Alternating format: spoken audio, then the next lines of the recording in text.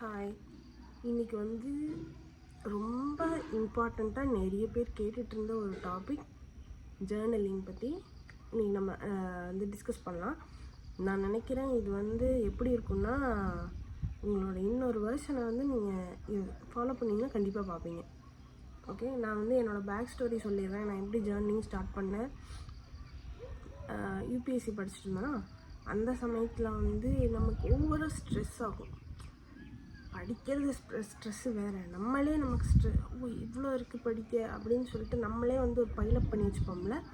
அந்த சமயத்தில் வந்து செம ஸ்ட்ரெஸ்ஸு. எனக்கு வந்து அது எப்படி ரிலீஸ் பண்ணுறதுன்னு தெரியலை. இனிஷியலாக வந்து வீட்டில் சொன்னேன், அப்புறம் ஃப்ரெண்ட்ஸ்கிட்ட பேசினேன். பட் எனக்கு வந்து அது ஆறலை. இப்போ ஒரு 1 hour வந்து என் ஃப்ரெண்ட்ஸ்கிட்ட யாராச்சும் கூப்பிட்டு பேசினா சரியாயிரும் அப்படிங்கிறது வந்து புரியுது. And also I am wasting their own time அப்படிங்கிற விஷயமும் மைண்டில் இருக்குது. அப்போ என்ன பண்ணலாம் அப்படின்னு சொல்லி பார்க்குறப்ப யூடியூப்பில் வந்து ஜேர்னலிங் அப்படின்னு சொல்லி நிறைய பார்த்தேன். ஆனால் அதில் வந்து இப்படி ஜேர்னல் பண்ணலாம், புல்லட் ஜேர்னலிங் பண்ணலாம், நிறைய பேர் வந்துச்சு. எனக்கு இப்போ அதுக்கு ஞாபகம் கூட இல்லை. ஆனால் அவங்க சொன்ன ஜேர்னலிங்கெல்லாம் வந்து எனக்கு செட் ஆகலை. எனக்கு எப்படி ஜேர்னலிங் மைண்டில் உட்காருது அப்படின்னா, நான் டெய்லி எழுத ஆரம்பித்தேன். அது ஒரு ரிச்சுவலாக ஃபாலோ பண்ண ஆரம்பித்தேன். ஆனால் அது ஃபர்ஸ்ட் வந்து அந்தளவுக்கு ரிச்சுவலாக எல்லாம் ஃபாலோ பண்ணலை. எப்பெல்லாம் வந்து எங்காச்சும் கொட்டி தீக்கணும் அப்படிங்கிற ஒரு எமோஷன் வரும்ல. பிகாஸ் நீங்கள் பார்க்குறவங்க வந்து ஒரு உமனாக இருந்தாலோ ஒரு கேர்ள் சைல்டாக இருந்தாலோ உங்களால் வந்து இதை ஃபீல் பண்ண முடியும். இந்த வேர்ல்டில் நம்ம வந்து சாஃப்டாக இருக்கணும்னு நினைப்பாங்க, காமாக இருக்கணும்னு நினைப்பாங்க, மற்றவங்களுக்கு தொந்தரவு கொடுக்கக்கூடாதுன்னு நினைப்பாங்க. பேரண்ட்ஸே இதெல்லாம் சொல்லி கொடுப்பாங்க. ஆனால் அப்போ வந்து நமக்கு என்னென்னா, நம்மளால் ரியலாக இருக்கக்கான சான்ஸ் வந்து நிறைய இருக்காது. மெயின்லி பிட்வீன் ஒரு 25 ஏஜ் வரைக்கும் வந்து இந்த ஸ்ட்ரகிள் வந்து இருக்கும். அது உங்களுக்கும் இருக்கும், எனக்கும் இருந்துச்சு. அப்போது நான் எப்படி வந்து என்னால் என்ன சகிச்சுக்க முடியல. இப்போ எப்படின்னா, உள்ளுக்குள்ளே இருக்க எமோஷன்ஸ் என் உடம்பெல்லாம் வலிக்க ஆரம்பிச்சது. நிறைய தூங்க ஆரம்பித்தேன். ஆல்மோஸ்ட் ஈக்குவல் டு எப்படி சொல்கிறது, என்னடா வாழ்க்கை இது அப்படின்னு ஃபீல் பண்ணுற லெவலுக்கு வந்து லைஃப் போயிட்டு இருந்துச்சுன்னு நான் நினச்சேன். அன்டில் ஐ ஃபவுண்ட் அவுட் என் மனசில் பிரச்சனை இருக்குது, அதனால தான் இப்படி இருக்குது அப்படின்னு சொல்லி அதுக்கு என்ன பண்ணேன்னா டைரி ஒன்று எடுத்துட்டேன். இதுக்காக ஒரு டைரி வாங்கினா அப்படின்னு கேட்டால் ஆமாம் வாங்கினேன். ஒரு டைரி வாங்கிட்டு அந்த டைரியில் வந்து அந்த டைரி வந்து ரொம்ப ரொம்ப சீக்ரெட்டான ஒரு டைரி, யாருக்குமே தட்டுப்படவே கூடாது. சப்போஸ் கிடச்சிட்டா என்ன பண்ணுறதுன்னு நீங்கள் கேள்வி வைப்பீங்க. அங்கே ஒரு ட்விஸ்ட் வச்சுருக்கேன். நான் டைரி எடுத்தாச்சு, கதவு எல்லாத்தையும் லாக் பண்ணியாச்சு. நான் பாட்டுக்கு வந்து எழுத ஆரம்பிக்கிறேன். ஃபஸ்ட்டு ஒரு 10 நிமிஷம், ஃபஸ்ட் டைம் எப்படி எழுதுறேன்னு சொல்கிறேன். ஃபஸ்ட்டு ஒரு 10 நிமிஷம் வந்து பெருசாக எதுவுமே எழுத தோணல. அப்படியே ஆனால் நான் பெண்ணை வைக்கவே இல்லை. எழுதிட்டே இருக்கேன். ஒரு 10வது நிமிஷத்துக்கு அப்புறம் ஒரு மொமெண்டம் கிடச்சிது. அப்படியே உள்ளே இருக்க எல்லா பென்டப் எமோஷன்ஸும் அப்படியே வந்துகிட்டே இருக்குது. இதெல்லாம் எனக்கு பிடிக்கல. ஒன்றும் இல்லை, எக்ஸாம்பிள் சொல்கிற மாதிரிங்க. அப்போ எனக்கு எழுதுனதில் ஒரே ஒரு விஷயம் மட்டும் சொல்கிறேன். எனக்கு ஜன்னலோரம் உட்கார்றதுக்கு ரொம்ப பிடிக்கும்.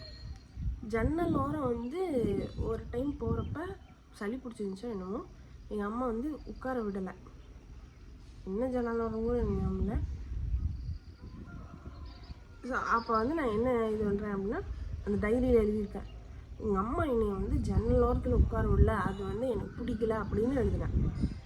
அந்த அளவுக்கு சில்லியாகவும் இருக்கும். நான் ஜேர்னலிங் வந்து எப்படின்னா, உங்களுக்குள்ளே இருக்க சின்ன சின்ன விஷயந்தான் வந்து அது பென்டப்பாய் குரவழி வரைக்கும் வந்து நிற்கிற மாதிரி இருக்கும். அப்போ என்ன பண்ணலாம் அப்படின்னா, அந்த சின்ன சின்ன விஷயத்தையும் நோட் பண்ணுங்கள், அது எழுதுங்க. அது எழுதும்போது ஓகே இது ஃபுல்லாக எழுதிட்டே இருக்கீங்களா, ஒரு பர்டிகுலர் டைமில் என்ன ஆகும்னா, நீங்கள் ஃபுல்லாக நெகட்டிவாக எழுதிருப்பீங்க. இதெல்லாம் பிரச்சனை, இதெல்லாம் எனக்கு பிடிக்கல, அது பண்ணல, இது பண்ணல அப்படின்னு சொல்லிட்டு வந்துகிட்டே இருக்கும். அதுக்கப்புறம் ஒரு டேர்ன் வரும் உங்கள் மனசே. அது வந்து நீங்கள் ரியலைஸ் பண்ணிக்கலாம். எனக்கு வந்துச்சு, ரியலைஸ் பண்ணிக்கலாம். என்ன பண்ணலான்னா, அந்த நம்ம ஏற்கனவே எழுதி வச்சுருப்போம்ல, அதை வந்து மறுபடியும் ஓகே முடிஞ்சு அப்படின்னு சொல்லி பேனா வச்சுட்டிங்கன்னு வச்சுக்கோங்களேன். எமோஷன்ஸ் அதுக்கப்புறம் எனக்கு எழுதுறதுக்கு ஒன்றுமே இல்லை அப்படிங்கிற அளவுக்கு எழுதிட்டிங்கன்னா, ஃபஸ்ட்டு மறுபடியும் எடுத்து அந்த இதில் என்னென்னலாம் சொல்லி படிங்க. படித்து பார்த்துட்டு நம்ம எப்பவும் வந்து நான் லெட்டர் டைப்பில் எழுதுவேன். அப்படியே அப்படியே போயிட்டே இருக்கும். புல்லட் டைப்லேயும் எழுதுவேன். எனக்கு எப்படி பிடிக்குதோ அப்படி எழுதுவேன். என்ன பண்ணிட்டேன், அதை இப்படி எடுத்துகிட்டு ஓகே இது ஒரு பிரச்சனையா, ஒரு ப்ராக்கெட்டை போட்டு 1 2 3 அப்படின்னு சொல்லிட்டு ஒரு பார்த்தா ஒரு 20 பிரச்சனையை எழுதி வச்சுருப்பேன். உண்மையாகவே அது பிரச்சனையா அப்படின்னு கேட்டால் அடுத்த கொஸ்டின் வரேன். எழுதி வச்சுட்டு ஒரு 2 நிமிஷம் இந்த புக்கை மூடி வச்சுட்டு நல்லா மூச்சு விட்டுட்டு ஒரு 3-4 தடவை மூச்சு விட்டுட்டு இப்போ மூச்சு இழுத்தடி கொட்டாய் வருது விட்டுட்டு அப்புறம் வந்து திரும்பி பார்ப்பேன், இந்த டைரியை பார்ப்பேன். நான் என்னையுமே செல்ஃப் எவாலுவேட் பண்ணிக்குவேன் இந்த டைமில். ஓகே இந்த பிரச்சனைக்கு இந்தளவுக்கு எமோஷன் தேவையா? ஓகே 2வது இப்படி ஒரு விஷயம் நடந்திருக்கு, அப்போ இதுக்கான சொல்யூஷன் என்ன பண்ணலாம்? சொல்யூஷன் இருக்கா? ஃபஸ்ட்டு இருந்துச்சு அப்படின்னா அதை பண்ணலாம், இல்லை அப்படின்னா அது இல்லை அப்புறம் ஏன் இது யோசிக்கிறேன் அப்படின்னு நானே இதுக்கு வந்து இந்த இது ஏரோ மார்க் போட்டு அங்கேயே அது எழுதி வைப்பேன், அதை ஏன் நீ யோசிக்கிற அப்படின்னு சொல்லி. இதே மாதிரி அந்த 20 பிரச்சனையும் பார்த்தோம் அப்படின்னா ஃபில்டர் பண்ணி பார்க்கும்போது பிரச்சனைங்கிற ரியல் விஷயம் வந்து 2 தான் இருக்கும். ஆல்மோஸ்ட் ஒரு 10% தான் இருக்கும். ஆனால் அது மற்றது எல்லாமே வந்து வேஸ்ட்டு. ஆக்சுவல் வேஸ்ட்டுன்னு சொல்ல வர்றது என்ன அப்படின்னா, ப்ராக்டிக்கல் ரியல் லைஃப்பில் வந்து அது ஒர்த்தா, அது பிரச்சனையாக நீங்கள் வந்து கன்சிடர் பண்ணுறதுக்கு ஒர்த்தா அப்படின்னு கேட்டால் இருக்காது. ஆனால் அது உங்கள் மனசுக்கு அது பிரச்சனையாக வந்து ஒரு இடத்துல உட்காந்துருக்கும். அப்போ இப்போ நீங்கள் ஜேர்னலிங் பண்ணுறதுக்கான பெரிய ஒரு கிஃப்ட் என்னென்னா, அது வந்து நீங்கள் ரியலான உங்களை வந்து ஃபேஸ் பண்ண போகிறீங்க ஒன்று. அப்புறம் உங்களோட எமோஷனை ரிலீஸ் பண்ணி ஃப்ரீடம் கொடுக்குது. இதுதான் அந்த ஃப்ரீடம். வேறு எங்கே கேட்டாலும் கிடைக்காது, அவ்வளோ வேல்யூபிள். இந்த அளவுக்கு சொல்லி முடிச்சிட்டேன்னா, ஃபர்ஸ்ட் வந்து எப்படின்னா என்னோடய பென்டப் எமோஷன்ஸ் எல்லாம் வந்து என்னைக்கு வருதோ, என்னைக்கு அழுகிற மாதிரி ஒரு ஃபீலிங் வருதோ அன்னைக்கு எழுத ஆரம்பித்தேன். ஆனால் போக போக என்ன ஆகுது அப்படின்னா, டெய்லியும் வந்து ஜேர்னலிங் பண்ண ஆரம்பித்தேன். டெய்லி ஜேர்னலிங்னா டெய்லி அழுவீங்களா அப்படின்னு கேட்பீங்க. அப்படி கிடையாது. நம்மளோட எமோஷன்ஸ் எப்படி வேணாலும் இருக்கலாம். காலையில் நான் இப்போ வந்து காலையில் எழுந்திரிச்சோன்னே ஷூட் பண்ணிட்டுருக்கேன்ல, அப்போ வந்து என்னோடய மைண்ட் ரொம்ப கிளியராக இருக்கும். உங்களுக்கும் அப்படி தான் இருக்கும். சில பேர்த்துக்கு வந்து அந்த வேக்னஸ் இருக்கும். அந்த சமயத்தில் நான் நல்லதை வந்து எனக்குள்ளே விதைச்சிக்குவேன். ஒரு விதத்தில் ஜேர்னலிங் நம்மளை ஃப்ரீ பண்ணுற மாதிரி, இன்னொரு விதத்தில் ஜேர்னலிங் வந்து நம்ம இப்படி தான் அப்படின்னு நமக்கே சொல்லிக் கொடுக்கும். எப்போ இந்த மாதிரி காலையில் டைம்லேயோ இல்லை நைட்டு தூங்குறதுக்கு முன்னாடியோ ஒரு கிரேட்ஃபுல் மெசேஜ் வந்து ஒரு 10 எழுதுவேன். அதில் வந்து 3 கிரேட்ஃபுல் மெசேஜ் வச்சுக்குவேன், 3 வந்து என்னோடய ட்ரீம்ஸ் வச்சுக்குவேன், அப்புறம் ஒரு 4 வந்து ஒரு ஆப்ஷனலாக வச்சுக்குவேன். எது அன்றைக்கி தோணுதோ அப்படி எழுதுவேன். இந்த கிரேட்ஃபுல் மெசேஜ் வந்து சில பேர் சொல்லுவாங்கள்ல, ஐ எம் கிரேட்ஃபுல் ஃபார் என்னென்னமோ அப்படின்னு சொல்லிட்டு ஏற்கனவே ஒரு ஸ்கிரிப்ட் யாரோ ஒருத்தர் ரெடி பண்ணி வச்சுருப்பாங்க, அது எழுதுறது கிடையாது. மனசாட்சி தொட்டு நம்ம வந்து ஃபீல் பண்ணணும். உண்மையாகவே நான் இங்கே பிறந்திருக்கேன் அப்படின்னா நான் எதுக்கு நன்றி கடனை, அதாவது நன்றியோடு இருக்கேன் அப்படின்னு சொல்லி யோசித்து பார்த்தா ஏதோ ஒரு விஷயம் வரும். எக்ஸாம்பிள் சொல்கிறேன் பாருங்க. எனக்கு வந்து நான் நான் ஒரு 3 விஷயம் சொல்கிறேன். இப்போ நான் நன்றியோடு இருக்கிற ஒரு விஷயம் என்னென்னா, எனக்கு வேலை கிடச்சிருந்து தான். நெக்ஸ்ட்டு நான் வந்து விதவிதமாக ட்ரெஸ் பண்ணுறேன், ஏன்னா நான் நல்லா பார்த்துக்கிறேன். இந்த 3 விஷயத்துக்கு வந்து ஐ எம் ட்ரூலி கிரேட்ஃபுல் அப்படிங்கிறது என் ஃபீலிங். அப்போ நான் என்ன எழுதுவேன், I am grateful for getting the job, I am grateful for having new outfits, I am grateful for கடைசி என்னமோ சொன்னானே அது. இந்த மாதிரி எழுதிட்டு அப்புறம் இந்த விதமாகவும் எழுதியிருக்கேன். I am grateful for having my mother with me, I am grateful for finding a new husband. I am grateful for finding my husband. I am grateful for living in good surroundings. இந்த மாதிரி எழுதியிருக்கேன். நீ கிரேட்ஃபுல்லாக இருக்கிறதுக்கு யோசிச்சிங்கன்னா சுற்றி எல்லாமே கிரேட்ஃபுல்லாக தான் இருக்கும். அந்த கிரேட்ஃபுல்னஸை வந்து நம்ம தோண்ட என்ன ஆகும்னா நம்மளோட நெகட்டிவிட்டி, ரொம்ப நெகட்டிவிட்டி இருந்திருப்பீங்கள்ல, அதெல்லாம் காணாமல் போயிடும். விளையாட்டுக்கு சொல்ல. ஆனால் இது வந்து ஒரு நாளில் நடக்குமான்னு கேட்டால் ஒரு நாளில் உங்களோட எமோஷன்ஸை ரிலீஸ் பண்ணிடலாம். ஆனால் கிட்டத்தட்ட இப்போ ஒரு அப்ராக்சிமேட்டாக உங்களோட வயசு ஒரு 22ன்னு வச்சுப்போம். 22 வருஷமாக பென்டப் பண்ணி வச்சுருக்க ஒரு எமோஷன் ஒரே நாளில் கிளியர் ஆகுமா அப்படின்னு கேட்டால் கிடையாது. ஆனால் கொஞ்சம் கொஞ்சமாக கிளியர் ஆகுமா அப்படின்னு கேட்டால் கண்டிப்பாக ஆகும். நான் சாஃப்டாக இருக்கேன், நான் காமாக இருக்கேன், நான் வந்து ஒரு பீஸோட எம்பாடிமெண்ட் அப்படின்னு நான் ஃபீல் பண்ணுறேன் அப்படின்னா அதுக்கான ஒன் ஆஃப் த ரீசன் வந்து ஜர்னலிங். அதை வந்து நான் உங்கள்கிட்ட இப்போ ஷேர் பண்ணிட்டேன். இதுதான் விஷயம். ஃபர்ஸ்ட் வந்து எப்பவுமே ஜேர்னலிங் பண்ணுறப்ப அமைதியான ஒரு சுச்சுவேஷனை வந்து எடுத்துக்கங்க. அப்புறம் ஜேர்னலிங் அழகுக்காக பண்ணுறது இல்லை. நிறைய பேர் புல்லட் போடுவாங்க, பொம்மை வரைவாங்க. எனக்கு அதை பற்றிலாம் தெரியாது. எனக்கு தெரிஞ்ச ஒன்று it is a letter to my self who is holding something that should not have been held அப்படிங்கிறத விஷயம். ஒரு பிடிக்க வேண்டிய அதை இழுத்து பிடிக்கணும்னு அவசியம் இல்லாத ஒரு விஷயத்த என் மைண்டோ என் மனசோ இழுத்து பிடிச்சிருக்கு. அதை நான் வந்து ஃப்ரீ பண்ணி விட்டேன் அப்படின்னா எனக்கு வந்து ஒரு பாரமே குறைஞ்ச மாதிரி ஒரு ஃபீலிங் இருக்கும். அதுக்காக வந்து ஜர்னலிங் பண்ணணும். நெக்ஸ்ட் லாஸ்ட்டாக ஒரு டெஸ்ட் வச்சுருக்கேன்னு சொல்லி சொன்னேன்ல, ஜர்னலிங் பண்ணிவிட்டு அது வந்து ஒரு சீக்ரெட் புக்கு, யார்கிட்டையும் காட்ட மாட்டேன், யாருக்கும் தெரியாது அப்படின்னு சொல்லி சொன்னேன்ல. அப்போ நம்ம எழுதுவோமா?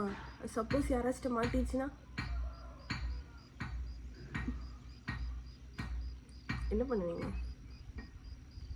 அதுக்கு நான் ஒரு ஐடியா சொல்கிறேன். நான் என்ன பண்ணிட்டேன்னா, ஒரு நாள்லாம் வந்து 7 பேஜ் போயிட்டே இருக்குது. அந்தளவுக்கு எமோஷன்ஸ். டீனேஜ்லாம் நமக்கு எனர்ஜியெல்லாம் பயங்கரமாக இருக்கும். டக்குன்னு சவுண்டு கேட்குதுன்னு யோசிக்காதீங்க. எங்கள் மாமனார் வந்து மாடு கட்டிகிட்டு இருப்பார். டீனேஜ்லாம் நமக்கு செம்ம எனர்ஜி இருக்குமா. அப்போ வந்து நம்ம வீட்டில் சும்மா இருந்தான்னு வச்சுக்கோங்களேன். சும்மா இருந்தோம் மீனிங் நம்ம வேலைக்கும் போகலை, நம்ம ஃபர்தராக ஸ்டடீஸும் பர்சியூ பண்ணல அப்படிங்கிற ஒரு கேப்பில் இருந்தோன்னா இப்படி ஒரு எமோஷன் இருக்கும். என்னடா இது அப்படின்னு சொல்லிட்டு காலையில் நல்லா இருப்பீங்க, சாயங்காலம் வந்து ஒரு மாதிரி இருப்பீங்க. காரணம் என்னென்னா you will not be having a routine. இதெல்லாம் இருக்குது. இப்போ வந்து ஜேர்னலிங் பண்ணணும். அப்படி ஜேர்னலிங் பண்ணுறப்ப எப்படியும் வந்து 7 பேஜ் 8 பேஜ்லாம் போகிறக்கு வாய்ப்பு இருக்கேன். நான் அந்த சுச்சுவேஷனில் நானும் இருந்திருக்கேன். அப்போது கரெக்டாக எழுதி முடிச்சுட்டு அப்பாடா அப்படின்னு சொல்லி ரிலீஸ் பண்ணுறப்ப அந்த பேஜ் இருக்குல்ல, ஒவ்வொன்றா அந்த 7 பேஜ் ஃபுல்லாக கிழிச்சிடுவேன். கிழிச்சிட்டு 10 தடவை வந்து அதை மறுபடியும் கிழிச்சிடுவேன். கிழிச்சு போட்டுட்டு எய்தர் அது வந்து குப்பை தொட்டியில், வீட்டில் ஒரு 4 குப்பை தொட்டி இருக்குமா, அப்போ வந்து நான் அமைச்சி வீட்டில் இருந்தேன். அங்கே வந்து ஃபுல்லாக இந்தளவுக்கு நேச்சராக இருக்காது, அது வந்து ஒரு லே அவுட்டில் இருக்க வீடு. அப்போ என்ன பண்ணணும் அப்படின்னா, இங்கே கொஞ்சம் குப்பை அங்கே கொஞ்சம் குப்பைன்னு 4 இடத்துலையும் வந்து தனித்தனியாக வந்து பிரித்து விட்டுட்டு கொஞ்சம் எடுத்து எங்காச்சும் தூக்கி போட்டுருவேன். அப்போது அது பார்க்க முடியாது. எரிச்சோம் அப்படின்னா கண்டுபிடிச்சிடலாம், அப்படி பண்ண முடியாது. கிழிச்சு பாதியாக வந்து தூக்கி போட்டுடலாம். இது ஒரு ஐடியா. அப்போ வந்து டைரி வந்து கடைசியாக போக வந்து மொட்டையாயிரும் மீன்ஸ் அது இதில் ஆட்டா மட்டும்தான் இருக்கும், பேப்பர் இருக்காது, அந்த மாதிரி. ஸோ வித் திஸ் என்னோடய ஜேர்னலிங் உங்களுக்கு ஒரு பிக்சர் கிடச்சிருக்குன்னு நினைக்கிறேன். இந்த வீடியோ பார்த்து முடிச்சுட்டு டேரெக்டாக அப்படியே போய் உட்காந்து ஏதோ ஒரு பேப்பரும் பேனாவும் எடுத்துகிட்டு மியூசிக்லாம் எதுவுமே போட வேண்டாம், ராவாக ஃபீல் பண்ணுங்கள். எழுத ஆரம்பிங்க. கண்டிப்பாக அழுவீங்க. நான் அழுதுருக்கேன், பல தடவை அழுதுருக்கேன். அழுகிறதுக்காகவே ஜேர்னலிங் பண்ண நாளும் இருக்குது. எழுதுங்க. உங்கள் மனசில் என்னென்னலாம் தோணுதுங்கிறது எழுதுங்க. ஃபில்ட்ரு பண்ணாதீங்க. ஃபில்ட்ரு பண்ணாமல் இருக்கிறதுக்காக தான் வந்து நம்ம எழுதுறதே. எழுதிட்டு உங்களோட எமோஷன்ஸ் எல்லாம் ரிலீஸ் பண்ணிவிட்டு எனக்கு வந்து கமெண்ட்டில் சொல்லுங்கள் எப்படி இந்த ஃபீலிங் இருந்துச்சு அப்படின்னு சொல்லிட்டு. ஃபைனலாக அது என்ன அவுட்புட் கொடுக்குன்னு சொல்லிடுறேன். இப்போ நான் இருக்கேன்ல, நான் வந்து சரியான எனக்கு கோவம் வருமா அப்படின்னு கேட்டால் கண்டிப்பாக கோவம் வரும். ஆனால் இப்போ வந்து நான் வந்து ஒரு ரியலாக இது வந்து பெருமைக்காக சொல்லலை, ஒரு காம்னஸோட எம்பாடிமெண்ட். நீங்கள் இப்போ என்ன வேணாலும் பண்ணுங்க, நான் வந்து அதுக்கு அவ்வளோ பெரிய ஸ்ட்ரெஸ் ஆக மாட்டேன். அந்த ஒரு பேஸ்க்கு வந்து அது கொண்டு வரக்கான ஒன் ஆஃப் த மெத்தட் வந்து ஜர்னலிங். இந்த மாதிரி பல மெத்தட் இருக்குது, அது வந்து கொஞ்சம் கொஞ்சமாக ஷேர் பண்ணுறேன். அதை ஒரே இதில் வந்து எப்படி ஒரு கோர்ஸ் கிடையாது, ஒரு புக்குக்குள்ளேயோ இல்லை ஏதோ ஒரு விதத்தில் கொண்டு வந்து ஒரு 2 வீக்குள்ளே வந்து மொத்தமாக எப்படி உங்களை சரி பண்ணலாம் அப்படின்னு சொல்லிட்டு யோசிச்சுட்ருக்கேன். ஆனால் இதை வந்து ஒரு கரெக்டாக இருக்குமா அப்படின்னு எனக்கு தெரியல. யூடியூப்பில் விட்டுடலாமா, இல்லை இதை வந்து ஒரு பண்டிலாக க்ரியேட் பண்ணலாமா அப்படின்னு சொல்லிட்டு எனக்கு ஒரு தாட் இருக்குது. அதையும் வந்து எனக்கு ஒரு நீங்கள் சொன்னீங்க, இதுக்கு வந்து ஒரு ஆதரவு தெரிவிச்சிங்க அப்படின்னா கண்டிப்பாக வந்து நான் அதை ப்ரிப்பேர் பண்ணுறேன். இல்லை அப்படின்னா அதை விட்டுருவோம், ஒன்றும் பிரச்சனை இல்லை. எனக்கு வந்து நீங்கள் நல்லா இருந்தால் ஓகே. பாய்.